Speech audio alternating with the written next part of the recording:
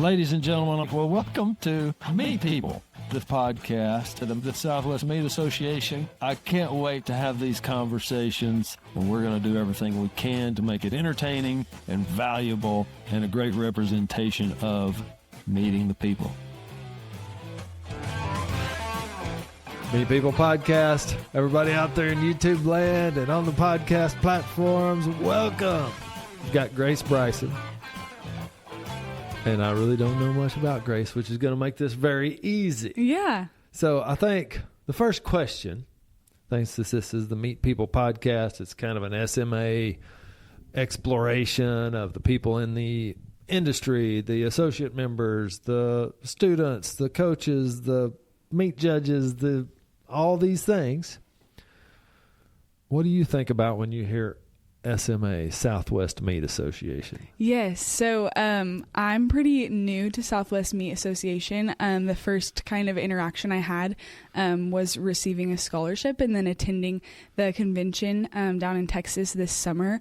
And I think that experience was just really awesome. I think, to put it simply, I felt extremely welcomed coming in. I didn't know a lot of people, and everyone was so inviting and had an open ear to learn about me and know more about me. And so that just made me really excited of knowing that there's a whole group of people in the meat industry, specifically in the kind of Southwest region of the United States, that really want to see me excel professionally and academically and personally as well. So it was really great. Oh, where are you from? I'm from actually an hour west of St. Louis, Missouri. So yeah, so kind of far away. But my mom's entire family is from Texas, down Lubbock area, West Texas area. And then I decided to come to Oklahoma State because she came. And so been around Texas and been kind of in Go Oklahoma. Pokes! Yes, for sure. You might not believe this, but I went to Oklahoma State too. It's a great place. It's so Stillwater is nice. It's fun. So no, I was there for graduate school. Okay. But I went to Lubbock to start, graduated, didn't know what I was going to do. Had a professor who was like, well, why don't you go to graduate school? I said, okay, guess I will. And I still had a year of rodeo eligibility left, so Oklahoma State. It was between Mississippi State and Oklahoma State. You picked. Ended up going to Oklahoma State. Picked a good one. Yeah, it was good. Good. Well, that's cool. That's nice to kind of hear somebody from out of state. And you hear Southwest Meat Association, you kind of think the Southwest. But really, if you kind of dig a little deeper, there are companies from all over the U.S., all over the place, that are a part of the Southwest Meat Association. Yes. Support the members, and et cetera. Well, I mean, you said scholarship, I think. Yes. What does that help? Did that help you do something you might not have been able to do otherwise? Yes. So it helped me tremendously. I'm actually in my first year of my master's at Oklahoma State. So I went for undergrad and then stayed for my master's in meat science under Dr. Gretchen Macy. And so getting a scholarship just kind of helped me not have to worry about the financial side of academics and just really focus on doing my best in classes and teaching others and focusing on research, helping with the judging team. It's just helped a lot kind of relieve that burden inside of things, so then I can really focus and put my all in the other side of grad school. I mean, I'm so curious, what got you into the meat business? I mean, did you come from the meat business? Did your family do that? Yeah, not at all. When I say business, really at this point, you're not in the business, but you're studying. Learning, yeah. Yes. Not at all. I came to Oklahoma State and an advisor just told me, I think you'd be really great at animal science. So I said, awesome, I'll sign up. Had showed pigs and stuff growing up, so been on that side of things. But then at Oklahoma State took an intro meat science class, and Dr. Macy kind of said, I think you'd be really good for the judging team. Joined the OSU judging team in 2023 and just really loved that. All things involving and revolving around judging and all the people involved were just really awesome. And so then from there, I was like, well, what's this whole meat science thing? And kind of jumped into that side of things as well. And so have just really just kind of dived in feet first and just enjoyed learning all about every aspect, whether it's industry or the academic and research kind of side of things. So yeah. Does any one of those things seem more Is it kind of feeling like, oh, I really like that piece more? Yeah. So I was, in addition to animal science for undergrad, I was ag communications as well. And so I really like the marketing, communications, sales. I just really like talking to people a lot. And so I think after graduate school, I think industry in some sort of role where I can still be with people, but also I like being hands-on with product too. So hopefully finding a role that kind of encompasses it all.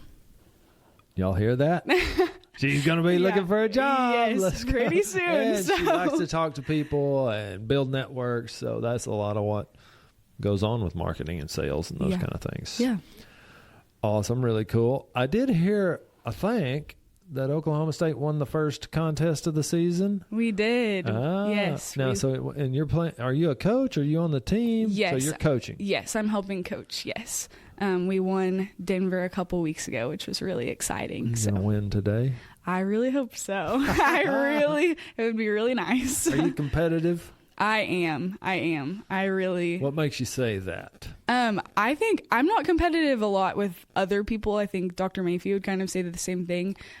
What fuels me is not beating other people, but I always I'm like, if we did our best, I did my best in the cooler, or the kids did their best, I'm like, then that's a really good day. That's a win to me. So. I think that's a great perspective. Yeah. I should probably try to pick that up myself. Yeah, but I'm also always like, I want to beat them. Yes, but it is a lot more fun to drive home when you win than when you lose. So that helps too.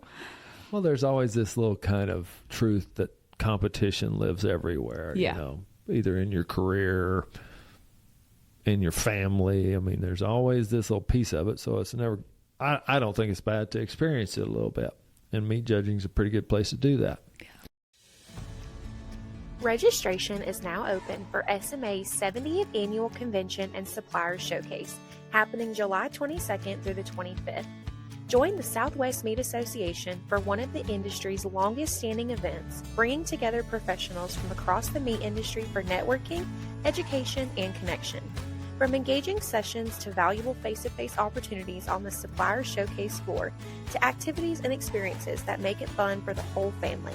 This is an event you don't want to miss. Visit our website to register today and secure your spot.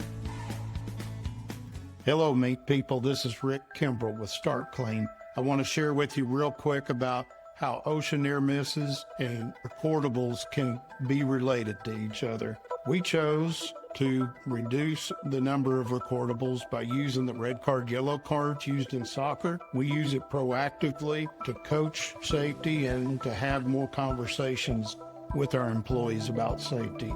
It's familiar, it's non-threatening, it's a great warning system. Call us, it's a free program. I'll be happy to share it with you to keep all of our meat people safe.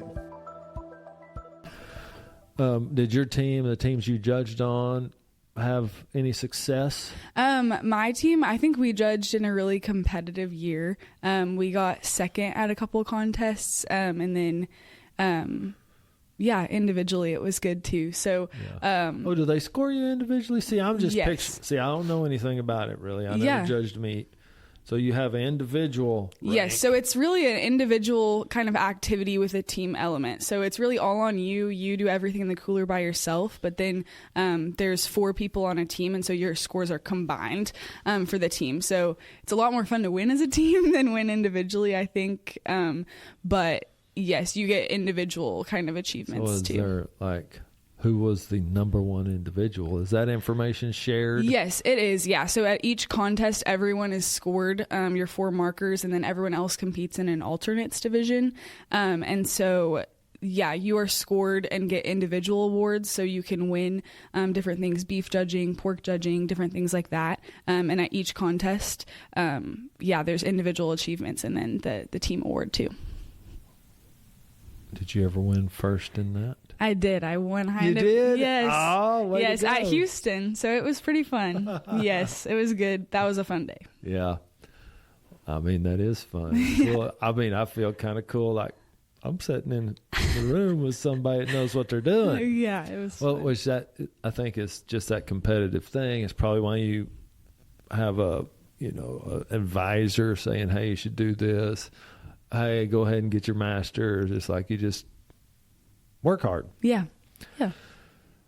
So, in your journey, do you picture, are you thinking about PhD, or that's too far away? Yeah, I've thought about it a little bit. I think kind of in the next, I just started, so I've had my first semester kind of under my belt, getting into my second.